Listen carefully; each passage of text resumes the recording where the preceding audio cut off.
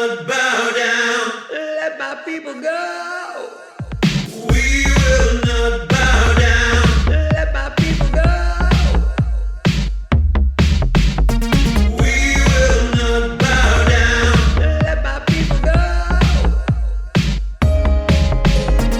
We will not bow down. Let my people go. We will not bow down. Let my people go. Hello and welcome to episode 37 of the Croydon Constitutionalist podcast, bringing classical liberalism to South London and beyond via our YouTube channel and wherever you get your podcasts. My name is Dan Heaton and my partner in podcasting today is Mike Swaddling, the co-founder of the Croydon Constitutionalist. Mike, how you doing? Good, Dan. How about yourself? Yeah, not too bad. Been enjoying the pub a bit too much, but other than that, no, I'm doing well. So, Mike, what have we got to discuss today? So today we're going to talk about COVID and some of the latest developments on face masks, the Environmental Agency and their decision to no platform an elected mayor, the BBC and our favourite conversation on the BBC, their impartiality or lack thereof, and our usual roundup of what to do to stay busy. Excellent. Well, yes, the COVID situation continues. Pubs and restaurants have been open a little while now, albeit with social distancing and some forms of registration. And from the 25th of July, indoor gyms, pools and other sports facilities can finally reopen. There's been some good news and some not so good news, though.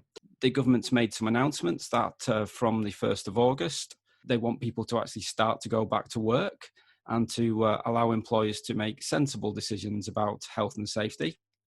And from the same day, other leisure facilities will be allowed to be open, including bowling alleys, skating rinks, casinos, etc. Oh, and beauticians as well. So people can get their nails done, which I'm sure is something that Mike will be looking forward to doing. They're also going to be opening indoor theatres, and wedding receptions can now have up to 30 people as of August. Moving on to September, it looks like they're going to try to open the schools and the colleges as fully as possible. And from October, the government is saying that they're going to allow some crowds to go back into stadiums. So if the football season does actually kick off, then who knows, we may actually have some people at the games. So positive news there. However, notwithstanding all of that news, and in particular that the gyms will open on the 25th of July, as of the day before, Friday the 24th of July, face masks will be compulsory in all shops in England, including those essential shops that have actually been open throughout the lockdown and where people haven't had to wear face masks to go in there. And if you don't wear a face mask, you are being threatened with a £100 fine, albeit the staff of the shops are not going to be asked to actually enforce it. And indeed, they don't have to wear face masks, but it's going to be enforced by the police. Mike, does that make any sense to you? No, look, at the start of this pandemic, I think quite a lot of us were surprised we weren't being asked to wear face masks, and it wouldn't have been an unreasonable idea. If you're assuming at the start of this we didn't know what to do, what was going on and how great the risk was. There's two issues here now. We're coming out of this, thankfully, at the moment. The number of deaths is greatly down. There is a risk of things going in reverse, but the number of deaths are greatly down. The infection rate is greatly down. Where they're talking about spike, you're talking about very small numbers of people compared to what it was a couple of months ago. And there is a fundamental imposition against our freedom by the government, making us wear face masks when we go out. And that government telling us how we have to dress when we leave the home is bonkers. It's something that hasn't happened in this country for hundreds of years, and it isn't a reasonable thing to do. And it particularly isn't a reasonable thing to do when there's a pandemic that's just kind of largely gone away at the moment. And things might change and there might be differences, but we've been able to shop for months during the height of this without a face mask. We're in the pub with each other without a face mask. I was doing some outdoor sporting activity or semi-sporting activity today No one's wearing face masks. People maintaining some distance, but you're also having a chat with each other. And then suddenly, as a matter of national urgency, next week we have to wear face masks.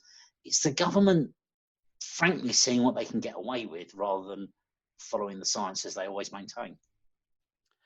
Well, yeah, you're right that it doesn't make any scientific sense to me at all. At the outset, as you say, I would have been pretty annoyed had I been told I needed to wear a face mask to go into shops or wherever.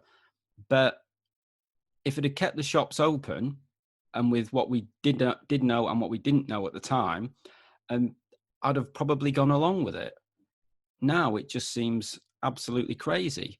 And it's not like they've introduced it with a couple of days' notice. They're introducing it with, sort of 10 days' notice or something like that. So what do they think's happening on the 24th of July that makes it any different?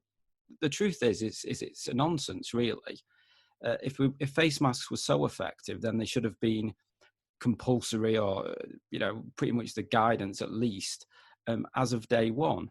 I have my suspicions. Well, firstly, at the outset, they probably didn't want people generally wearing face masks as they wanted to make sure the NHS had sufficient supply. But also, I do wonder whether this isn't just a bit of a contrick, really, because at the moment, going into shops with social distancing and all of that, perhaps there are people who are just not returning to the high street, even though legally they can.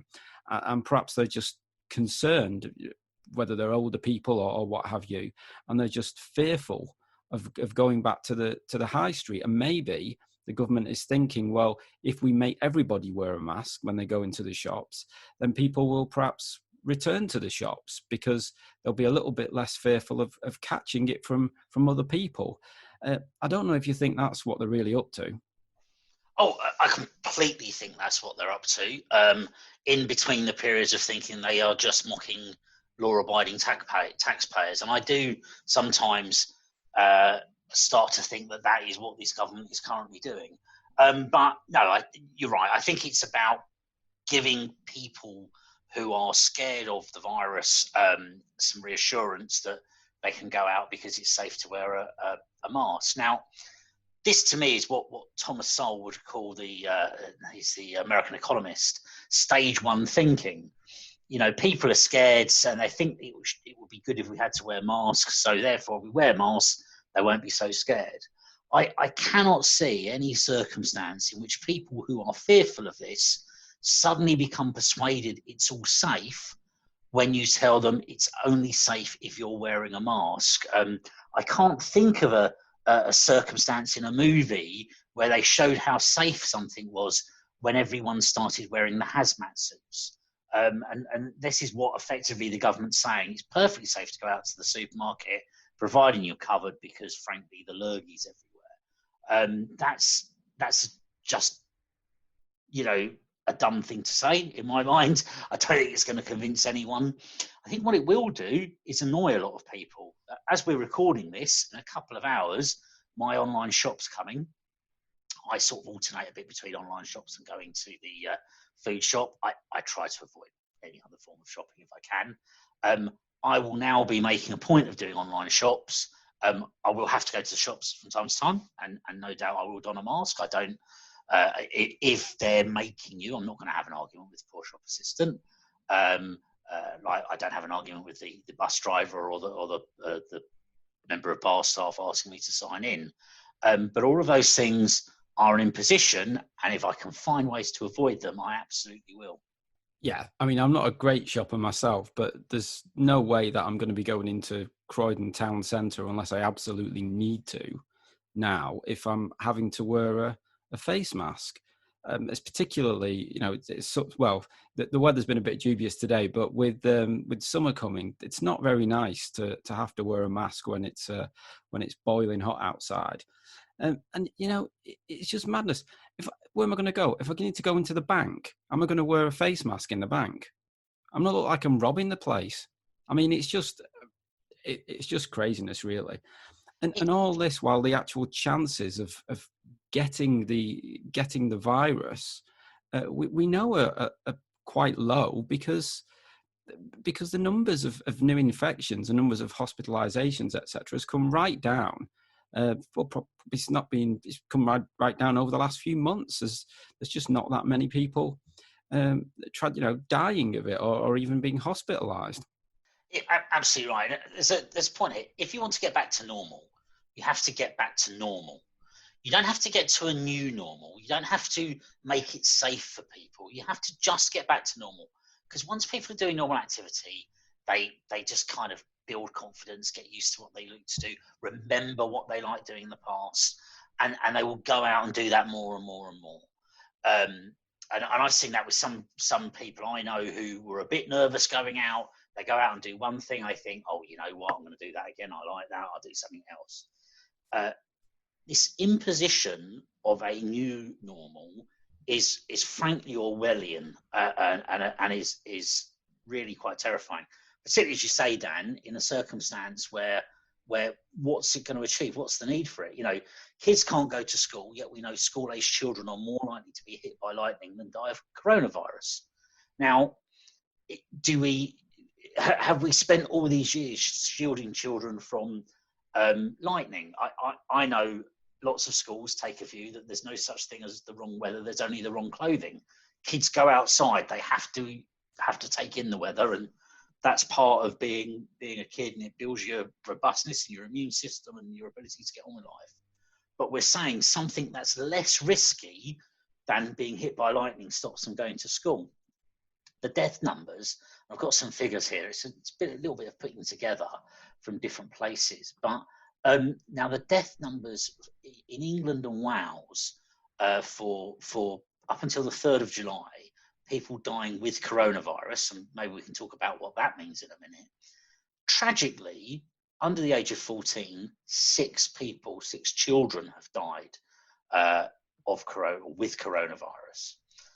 But that's 6 children in a population of almost 12 million people under that age group, and that's across the UK. So to be fair, it's not just England and Wales, but that's mostly the same thing. That's 6. That's not, you know, on that basis, we would stop all driving. We would stop eating any foods with a seed or a pip in. We would stop baths, absolutely ban swimming pools. There's a whole load of things that are more deadly than that we consider a part of our normal lives that they've banned access to schools for. The number that really shocks me in this is, again, the number of people that die between the ages of 15 and 44 is 540. Again, that's a lot of people. That's very tragic. That is out of an area of population of something like 29 million. That's a tiny fraction. That 15 to 44 will be massively skewed to the back end, to the older end of that as well. This is a lot of people of retirement age and older have sadly died of this. Of the working age, of the population that's been locked down, the population, our economy has been ruined protecting. Very, very small numbers of people have died. And in fact, we've actually saved lives, not because of shielding people from coronavirus, but because they haven't travelled so much. Yeah, undoubtedly. I mean, every year, sadly, teenagers, those who've not been driving for too long, or their mates, are often, killed in road traffic accidents. This is known. But if they're not going out driving too much, then they're less likely to have accidents, undoubtedly. But yeah, the numbers are just, each case is tragic, and we need to be, mindful of that. But the numbers are just very, very low. Now, of course, people will say, well, if we hadn't taken these precautions, if we hadn't had the lockdown to a greater or lesser extent, those numbers would be higher. And those numbers probably would be higher. But how much higher, no one knows. And you sort of alluded to it there, Mike, the idea of dying with coronavirus rather than of coronavirus. I'm not convinced that these figures are accurate, really. There's all kinds of stories coming out of people who have tested positive for coronavirus, but clearly dying of something else, perhaps because they go into hospital having had a stroke, for example, whilst they're in hospital, they test positive for coronavirus, but they had such a big stroke that they were never going to recover. But yet it'll be put into the figures of having died of coronavirus, when in fact they just died with it. Whether we'll ever know what the difference in those numbers are, I don't know. But we understand that the way that these numbers have been calculated does seem to be on the high side, which of course then just adds in to this fear factor that people have, and that the government perhaps thinks if everyone dons a mask, then people will be going out to the shops. But whilst perhaps there will be a small proportion of the population more inclined to do so, certainly I'm not, and I'm sure a lot of other people won't be. It could be the absolute end of the high street, I think. Very much so. And just going back to how they calculate those numbers, the way Public Health England calculate those numbers is somebody in their 30s who had coronavirus in, say, March, has now recovered, was tomorrow goes for a 10-mile walk. Next week, maybe, in fact, when the gyms are open, goes for a long walk to the gym, works out at the gym, walks home, sadly gets hit by a bus on the way home. They will literally be added to the deaths by coronavirus. Now, this is ludicrous in any extreme, and I somebody that has a stroke, and whether the illness has got to them or the underlying condition has got to them is an incredibly hard thing to tell. And by all accounts, there are all sorts of stats that when you find maybe a movie of someone dying of cancer, the number of cancer deaths get registered goes up. You find a movie, someone famous dies of a heart attack, the number of heart attack deaths goes up. And it's almost like doctors have a bias based on what's in the news and what have you. I'm sure it's really hard to calculate. It's Public Health England haven't been calculating it in a really hard way. They've been calculating it in a fundamentally false way. Now, there's been stories of this since the start of the pandemic. Matt Hancock and the government have finally caught up with that. What these clowns have been playing at, I don't know. But hopefully they're going to actually fix it. And they really need to hold someone accountable for this. It's not... they've been throwing Project Fear at us in a different instance here. And as you've alluded to, it's not going to build confidence for people to go back to the high streets. Frankly, know what they do. And they need to throw some Project Unfear at us, and as to say, not do a new normal, but just let us get back to normal again. Yes, and obviously the long-term economic problems caused by such a long and dramatic lockdown are probably going to be with us for a couple of years at least.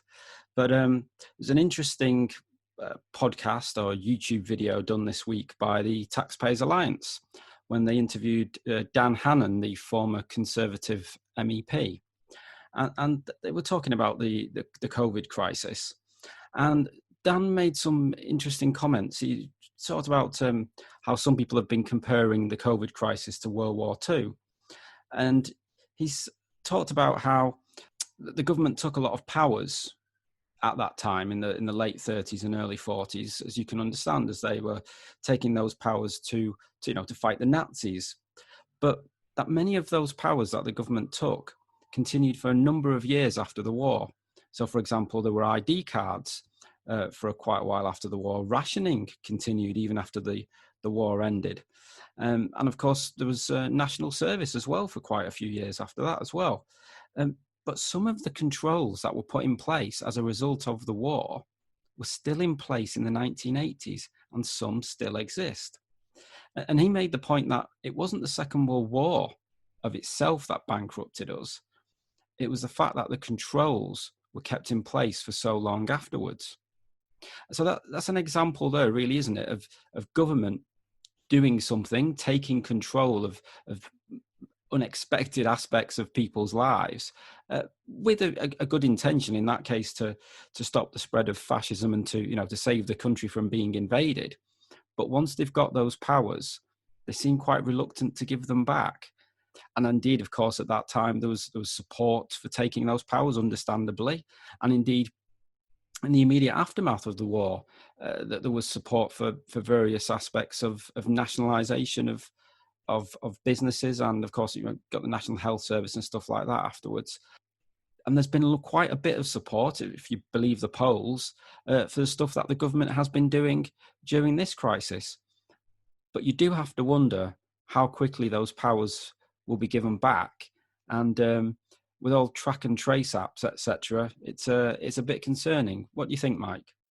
Yeah, it's not in the nature of bureaucracies to give up power. It's not in the nature of governments to give up power, exactly as Daniel Hannon illustrates so well on that podcast, and it is well worth listening to and watching that.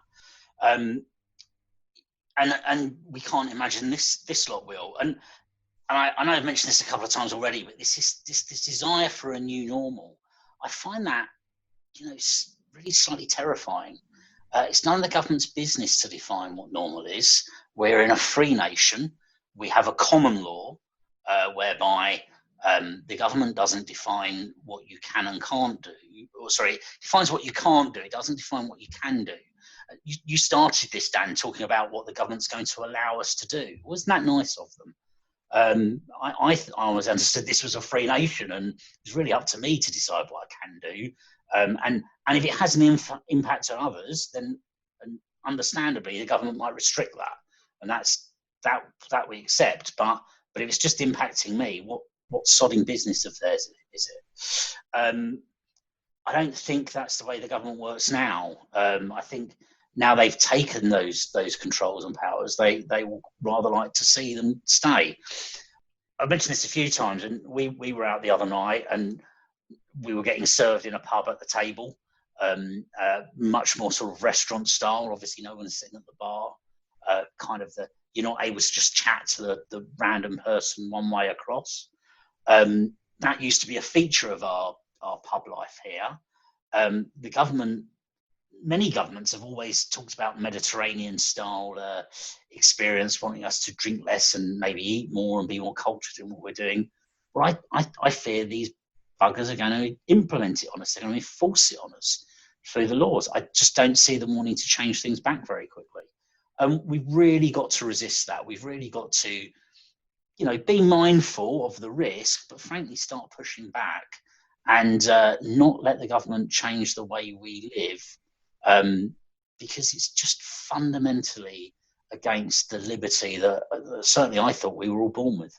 Indeed. Well, talking of governments and government agencies that are overstretched, we hear about the Environment Agency and a particular woke civil servant from another Quango, who's attempted to cancel an elected English mayor for emphasising that poverty is as much a barrier to kids as it is if you are, if you're black or from an ethnic minority.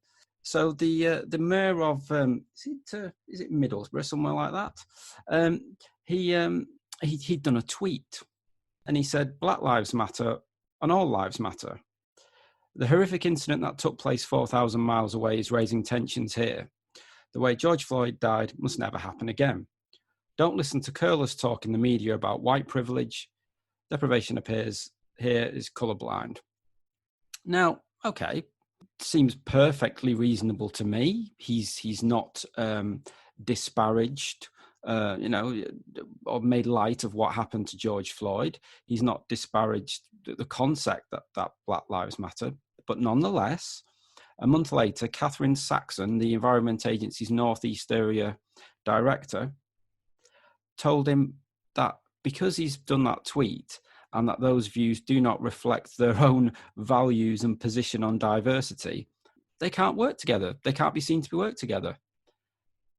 Mike, what do you think of this Quangocrat and taking that position? This is, I am a fan of the phrase "wind your neck in," and this is, to me, the absolute example of someone that needs to wind their neck in. This is a civil service organisation in the widest sense, this Quango. Now, it's not part of the civil service, but it absolutely should be governed by the same impartiality rules as the civil service. Now, I don't know who this mayor is. I don't know his politics. I don't much care either. He's an elected politician and should be given the due respect from the paid-for bureaucrats that an elected politician deserves, because they are the representative of the people, whereas the civil servants are frankly the servants of the people. And it shouldn't be possible to ban him, because that's not it's not the role of the environmental agency to do that. And the elected politicians, whether you like their politics or loathe their politics, are elected and should be able to implement their politics. I don't know whether the Environment Agency is inside the guidance of normal civil service impartiality rules, in which case I have to wonder why this person's still imposed. And if it's not, I have to wonder, frankly, what DEFRA have got wrong and how quickly they can bring them inside the guidance. But yeah, an appalling situation to allow the bureaucracy to overrule the will of the people. Just fundamentally wrong on every level. Indeed. Well, you mentioned impartiality there. Our good friends at the BBC have been found out once again. This time it's the Order website, the Guido Fawkes website, has noticed something a little bit peculiar. They've noticed that the BBC's community affairs correspondent, Rhianna Croxford, I believe is her name, who in recent weeks has even taken part in the Downing Street COVID-19 press conferences, she seems to be a little bit of a Corbynite. Indeed, only in the 2017 general election did she tweet photographs of herself, resplendent in a red rosette, out campaigning for a Corbyn government.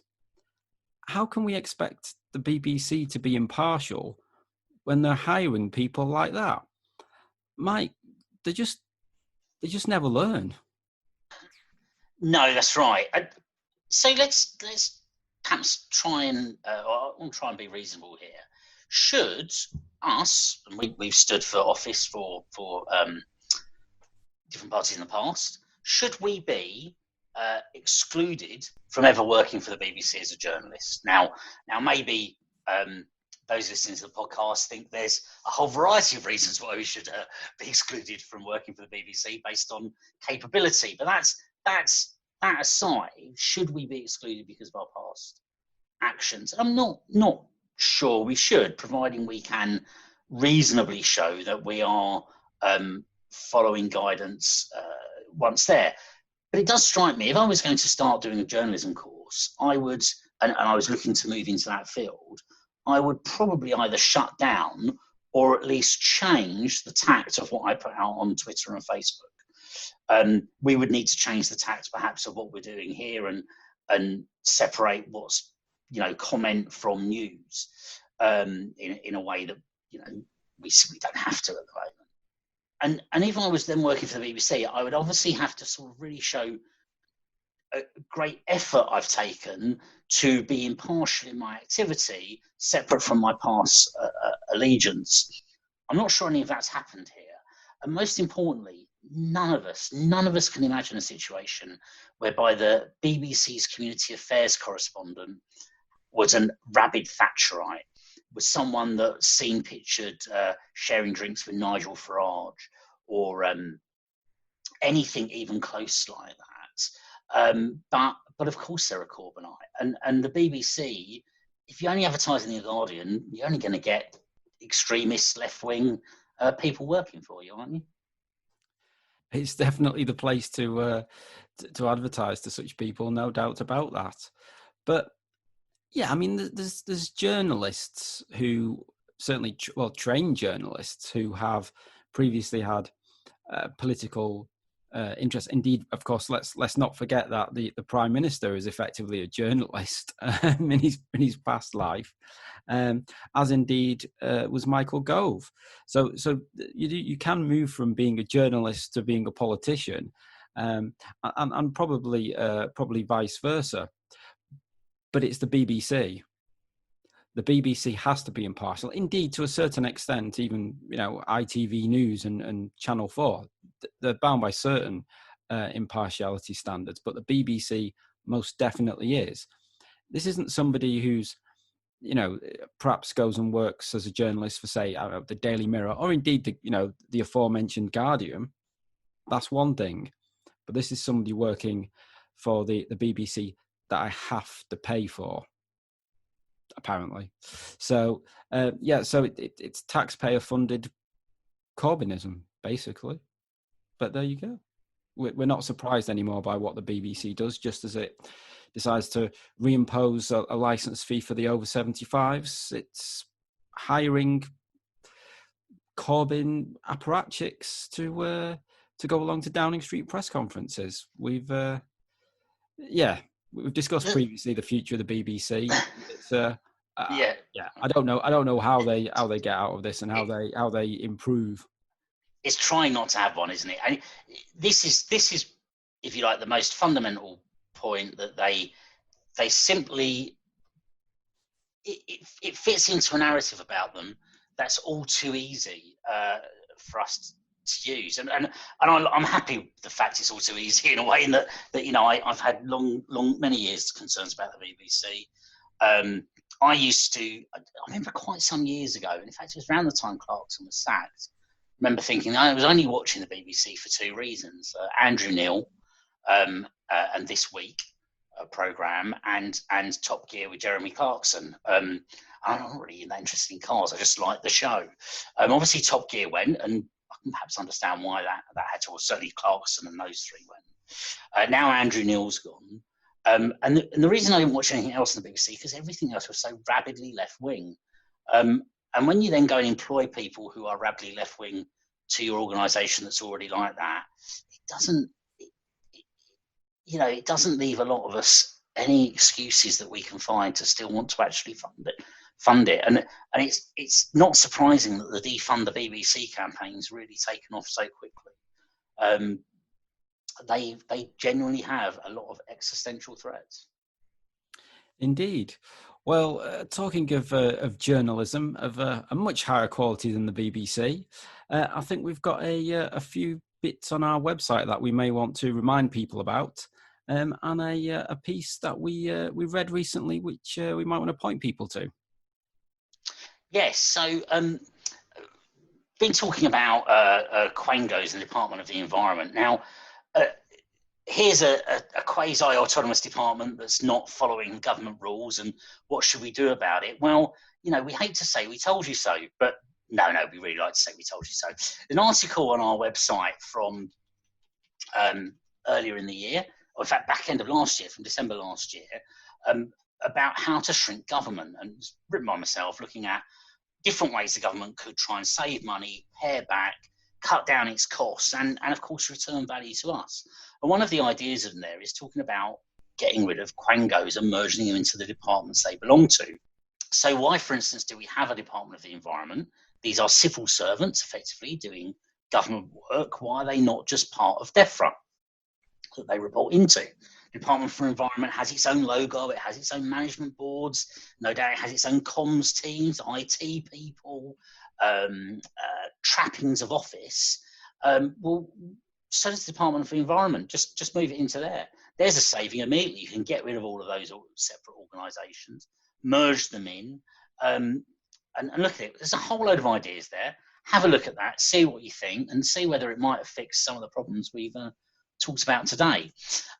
More locally, of course, Croydon Council have been announcing redundancies, and you've got to feel sorry for a lot of staff there. A very challenging time to find that there are more redundancies going on. The council will tell you it's to do with COVID-19. That's just not true. The council has finances that have been in trouble for some time. This is, frankly, the latest excuse they can find. They would say it was Brexit before. Nothing to do with that either.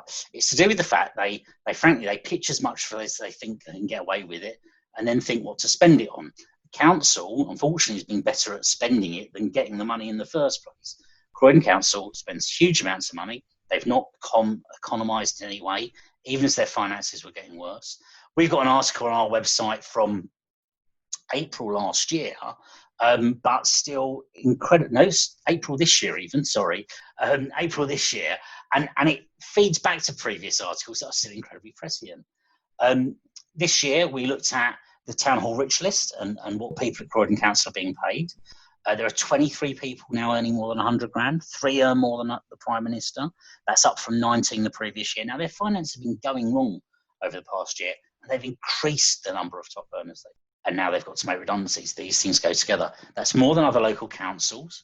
In this past year, they've been spending money, another 160 grand on Box Park, 54,000 went to Croydon Pride. The Brit School got 17,500.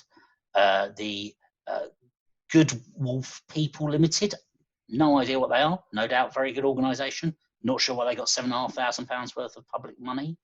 And there's many, many more schemes like that you can see where they've spent money. That's coming to a shuddering halt.